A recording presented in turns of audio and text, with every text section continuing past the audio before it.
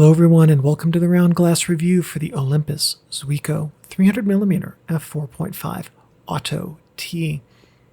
No surprises up front, this lens was made by Olympus. It's a 300mm focal length telephoto lens with a maximum aperture of f4.5. Went into production in 1974 and, according to at least one online resource, was produced until 2002, which only kind of makes sense. Anyway, typical lens uses for this lens include wildlife, action, and frankly any other subject that it's important to have some distance from. For your bottom line up front, this lens has a reputation online as soft and relatively unusable. I don't fully share that, but as we'll discuss, I think I know where it comes from. One quick upfront note on this: at the time that this lens came out, the comparable lenses from other makers, which would be 300mm class lenses, were generally f5.6, which means that this lens was a half stop faster than the competitors. Now, compared to the other lenses from the competitors, which were of the same focal length at f5.6, this lens is also lighter than those and smaller. Olympus definitely had to make some compromises to achieve that, but the result remains an eminently camera bag friendly ultra tele. Your focal length and angle of view are 300mm and 8 degrees on full frame, with 450mm and around 5.5 degrees on APS-C. Aperture range is 4.5 through 32. Element and group count are 6 and 4. Design type telephoto. Filter size 72mm. The closest focus is 3.5 meters, which in the US is 1.91 fathoms. The drive type is manual focus only. The native mount is Olympus OM, and that's the old film era OM mount. The dimensions are 80mm by 181mm. It weighs in at 1,020 grams without the tripod collar, 1,100 grams with. My first tip: this lens focuses beyond infinity by design. Olympus did this to account for thermal expansion and contraction in the mechanical elements, which can throw off the infinity stop if a lens of this class has a precise infinity stop. This is an issue that affects long lenses, anything that would be in the category of a refractive telescope, which this one definitely is. So when using this lens, don't trust that the infinity hard stop is at that hard stop. Always check your focus. It occurs to me that this may be part of why this lens has a reputation online for softness.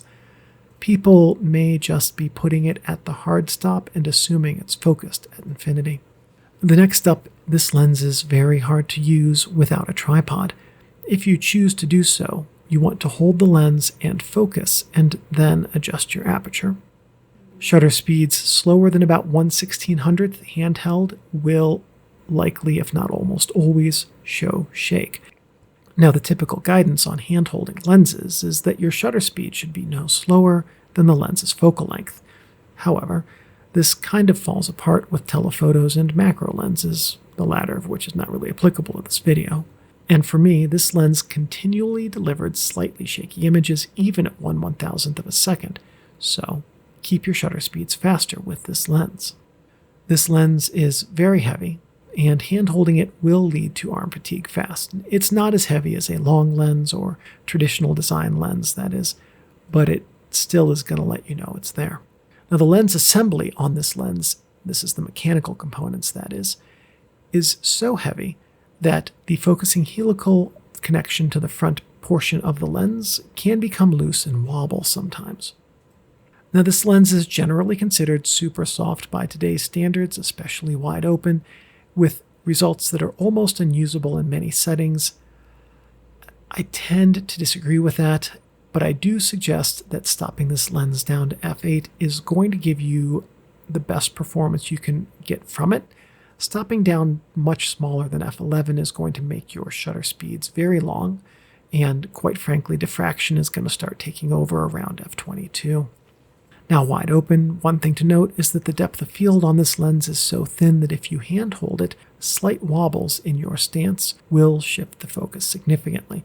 So what you want to do in that scenario is use a digital camera. This assumes you're using a digital camera anyway, and set your camera to burst mode. Just accept that some of your photos will miss focus and delete those when you get back to look at them, And if you have one photo in a series that turns out with perfect focus, you're more likely to get that if you have 20 photos to start with than if you only have one. Next up, plan to use this lens on full frame without cropping. Otherwise, the enlargement factor of that crop will show the softness this lens has, and it will also amplify the color fringing that this lens delivers a little bit too much.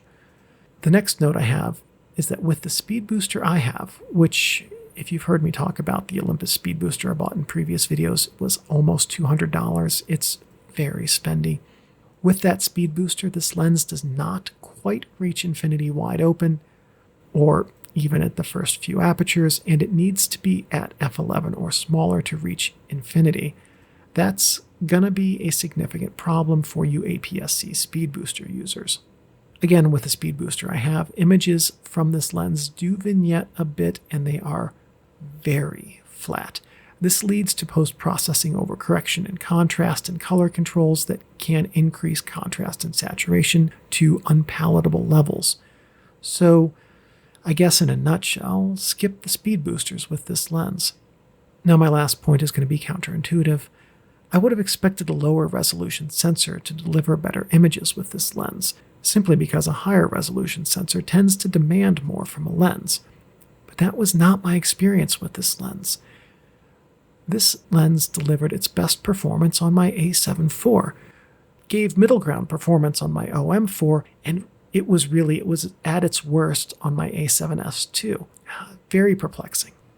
This is a simple telephoto lens design, and most of the overall objective's weight stems from the massive quantity of metal that goes into the construction. The lens creates an image with a 300mm field of view, though the actual infinity focus point is a significantly shorter distance with approximately 100mm separating the rear element from the image media. The nodal point should be around 50mm in front of the rear element group, or at least that's my best guess.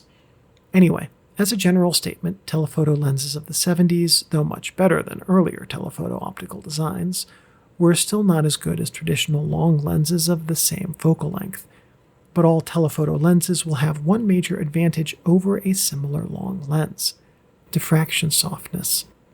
Diffraction begins at the aperture and worsens the greater the distance between the aperture and the image media. A 300mm lens of traditional long lens design would have the aperture at or near the nodal point. We can call that approximately 300mm from the image plane. A telephoto of 300mm would be expected to have the aperture at roughly 150mm, though that would vary by design, from the image plane. Diffraction has less distance to become severe with telephoto lenses, and they can be used at a stop or maybe a hair more than that, smaller than with long lenses without the same amount of diffraction softness occurring. Breathing, owing to the significant amount of entry pupil, that's front element, movement is significant, both switching between still images and when looking at video pulls. The aperture is stepped in full stops, but for video this lens can be treated as a preset if you modify your OM to mirrorless adapter not to close the aperture and then use the DOF preview button to stop the aperture down slowly. The front element is non-rotating but does move in and out approximately 35mm, which is around 12% of the lens's focal length. That's about 25% of the distance from where I assume the nodal point on this lens to be from the nodal point to image plane distance. The focus throw is around 240 degrees. The focus ring is suitably wide and easy to use but does move in and out slightly, 16.5mm, as the lens is focused. Focus damping will vary by lens, age, use, and care, but on mine the focus is smooth with a light but pleasing resistance. One note, the front assembly is so heavy that, again, this is specific to my lens, and a lens with a stiffer focus may not experience this. When I carry this lens point down, say mounted on a camera, it does pull the focus outward. The autofocus effect on audio is not applicable because this is a manual focus lens with a very quiet, assuming proper lens care over the years, focusing ring and mechanism. There is a clink sound at both ends of the focus throw range for the hard stops, so be aware of that if you plan to pull focus with audio near the lens. Sharpness is mixed. On film, this lens holds up fairly well. The slight softness it yields, paired with film grain, creates a pleasing overall image quality.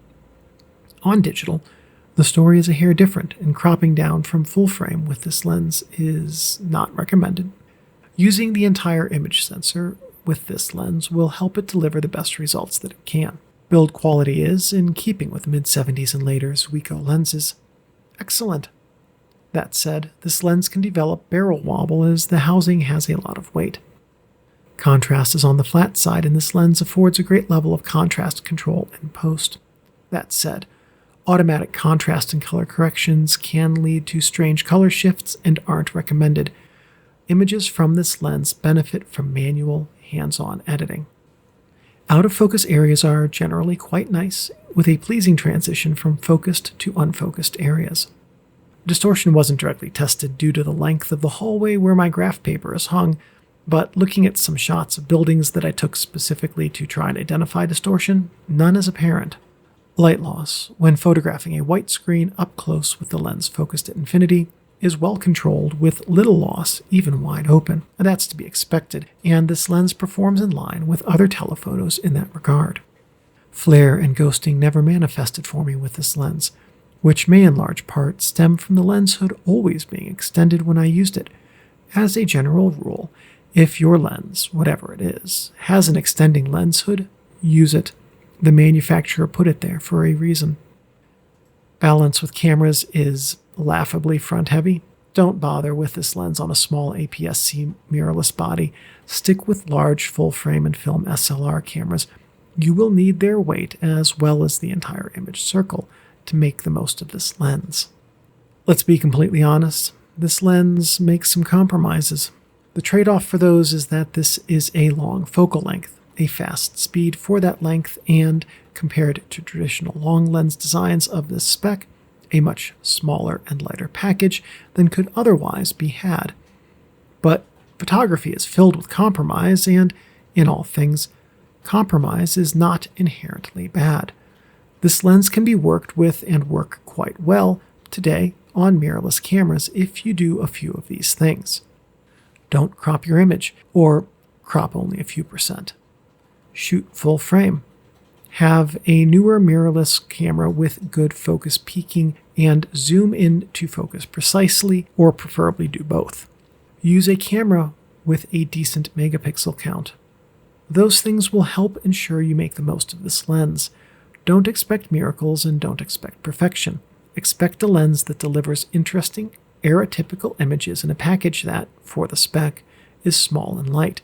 This lens will fit in most any camera bag, including my smallest camera bag, which means you never have to compromise on whether or not you want to take it with you.